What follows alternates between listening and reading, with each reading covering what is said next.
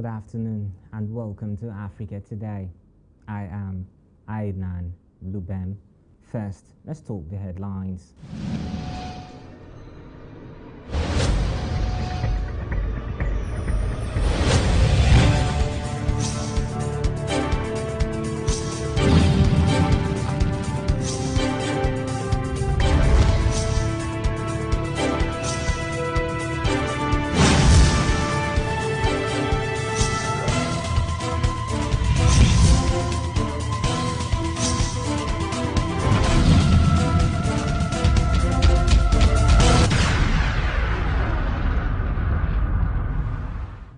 Good afternoon and welcome to Africa Today. I am Aidnan Lubem. First, let's talk the headlines. On the headlines, NUT new salary scale work in progress. On the world stage, a ECOWAS mediator reaffirms commitment to Burkina Faso. UN peacekeepers killed in car bomb attack.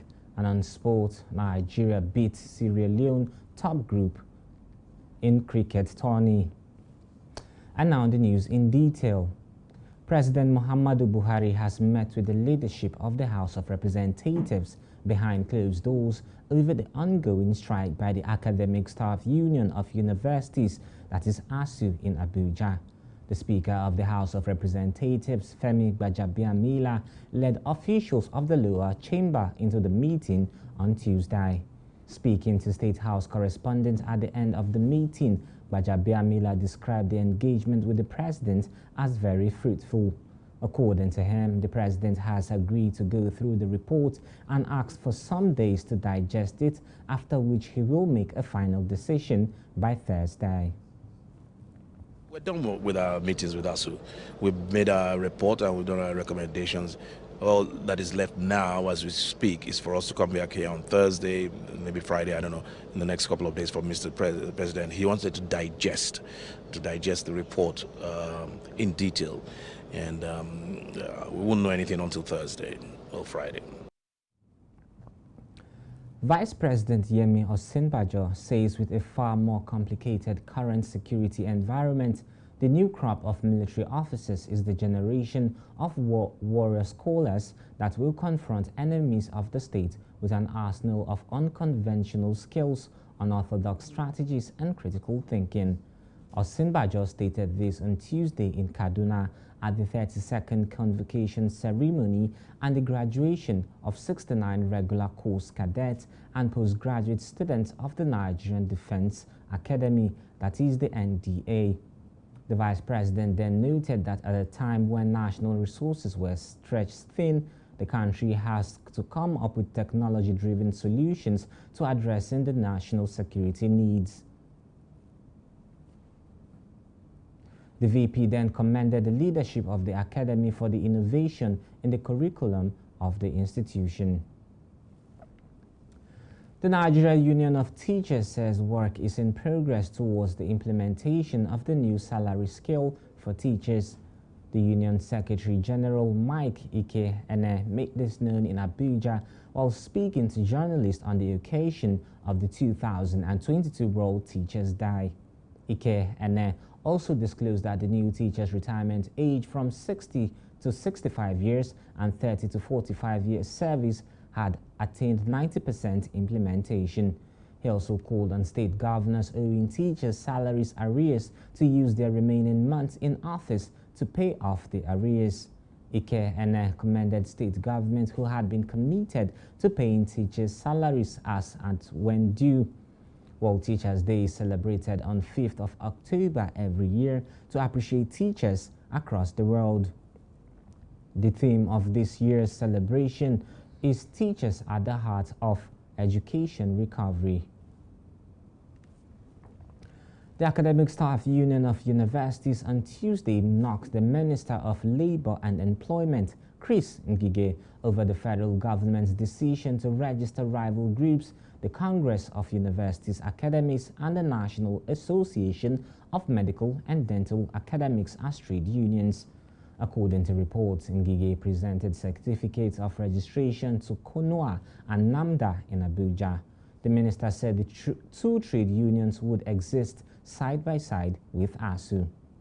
In view of the above, I, Senator Dr. Chris Mabezengike, Officer of the Niger, OM, in the exercise of the power conferred on me as Honorable Minister of Labour and Employment, do hereby approve the registration of 1. Congress of Nigeria University Academics, CONUA.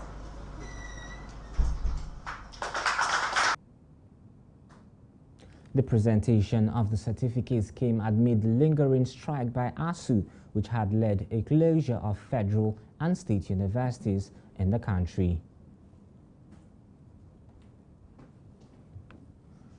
When we return, news from other parts of West Africa. Stay with us.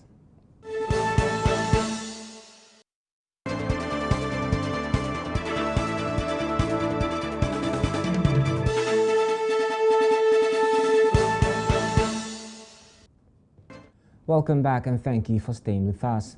Now to news from other parts of Africa. ECOWAS mediator for Burkina Faso has ended his visit to the country following last Friday's coup, the second in 8 months. Mahamadou Issoufou met with the country's new strongman, Captain Ibrahim Traoré. Speaking to the press after the meeting, the ECOWAS mediator reaffirmed his commitment to the Burkinabe people. During the meeting, the new leader of Burkina Faso promised to keep to commitments made in July by the previous leadership regarding the organization of elections and the return of civilians to power by July 2024 at the latest.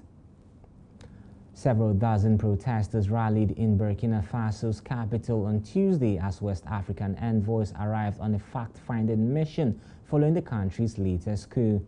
The mission was headed by Guinea-Bissau Foreign Minister and included the West African mediator for Burkina Faso.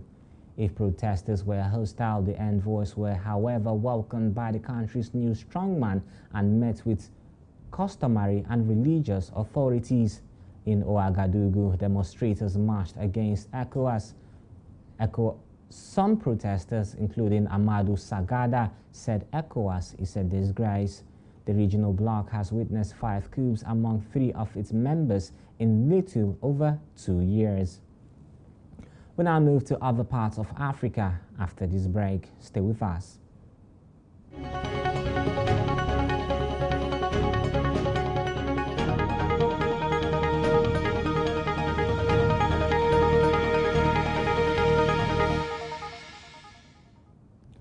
Welcome back and thank you for staying with us. Now to the rest of the bulletin. In the first of the British royal family, Sophie, Countess of Wessex and Fulfar, visited the Democratic Republic of Congo on Tuesday. The Countess met with the 2018 Nobel Peace Prize winner, Denis Mukwege, and praised his work in caring for victims of sexual violence. The British royal was accompanied by Lord Tariq Amhan, Baron of Wimbledon, and a UK representative for the prevention of sexual violence. This was the first time a member of the British royal family visited the DRC. Meanwhile, the Democratic Republic of Congo soldiers have captured a suspected militia leader and paraded him in front of people. The country's national broadcaster released this in a press release. And now to Uganda, where Ugandan Health Ministry has confirmed the death of another health worker, an anesthetic officer who died in the early hours of today. Margaret Nabisubi, 58 years, is the 4th medical worker to die of Ebola, according to the Health Minister, Jane Ruth Aseng.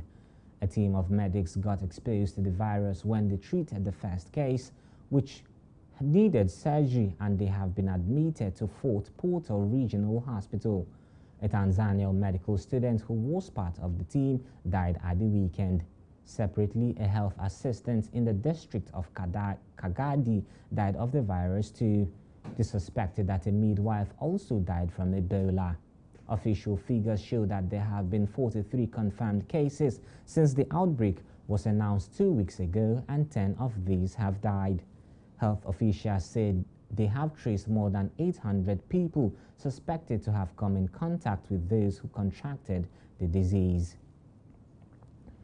3 United Nations soldiers were killed and several others injured after a roadside bomb explosion in Central African Republic. The UN peacekeeping mission said the bomb attack happened on Monday